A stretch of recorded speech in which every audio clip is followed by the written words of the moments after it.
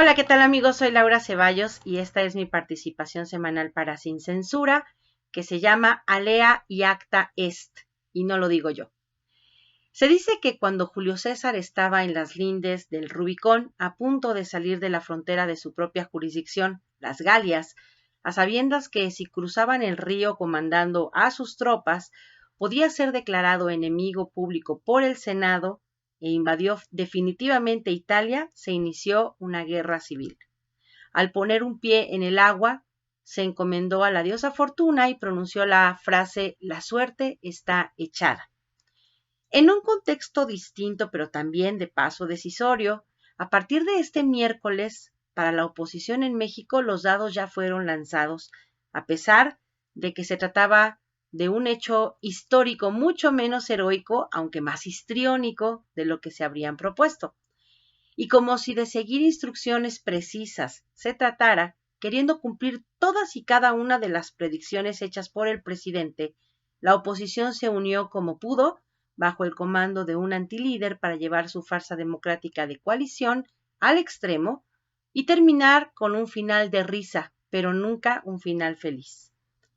Dimos cuenta las semanas anteriores de cómo es que su pantomima, para acabar eligiendo a la señora X, solo era el montaje de una mascarada donde simularían abrir las puertas para invitar a todos, para después echarlos a patadas con cualquier pretexto y que de forma espontánea y muy ciudadana quedara Berta X como la mejor posicionada o la más competitiva o la menos malquerida. Sin embargo, en el desinfle de su Zeppelin de la fantasía no todo fue color de rosa. Hubo quejores, naturalmente, de quienes supusieron haber cumplido con los presupuestos establecidos para aspirar a la precandidatura y personajes que parecen honestos, como Miguel Ángel Mancera o Beatriz Paredes, levantaron la voz en un ánimo de ser escuchados para continuar en la contienda por sus méritos dentro de sus partidos o por tener un corte más político entre sus correligionarios. De hecho, Beatriz, representante del priismo más rancio y duro del viejo cuño, se negaba a creer que los vaticinios del presidente fueran a ser la sentencia final a las aspiraciones de cualquier político, la presidencia. La semana pasada, nada menos, decía que ella no podía aceptar que la cúpula del frente fuera a dar por cierta la sentencia de Andrés Manuel, cuando decía que para qué tanta faramaya si ya se sabía que iba a ser la señora X. Y ella, Beatriz, se aferró a que su fuerza política, sus años de militancia y mansedumbre y la cargada al estilo de los mejores peores años de construcción de candidaturas iba a ser suficiente para aplastar a su oponente. Inclusive, en uno de los foros de debate que se armaron, tuvo la dimensión de atacarla diciendo que ella, Betty, tendría las manos limpias y no como otras, refiriéndose a Xochitl, que anda embarradísima en un chorro de asuntos vergonzantes y, en mi opinión, inhabilitantes para que quien aspira a la máxima magistratura del país se presente y que pues requiere sobre todo el imperativo constitucional de tener un modo honesto de vivir. Tanto fue el entusiasmo de las bases panistas que inusitadamente, sin mucho carisma con que invitar a apoyarla, en un sondeo de opinión en redes instrumentado a través de la app SurveyMonkey por el periodista Enrique Galván Ochoa, Beatriz quedó 20 puntos por arriba de Xochitl y en un sondeo realizado entre 1,832 participantes. También, en una encuesta domiciliaria, Beatriz salía con 10 puntos por arriba de las preferencias sobre Xochitl, lo que hizo recular a los líderes que andaban moviendo los hilos para querer presentar a la neohuipilera como la sorpresa que vencería en cualquier escenario a la del prinosáurico pasado.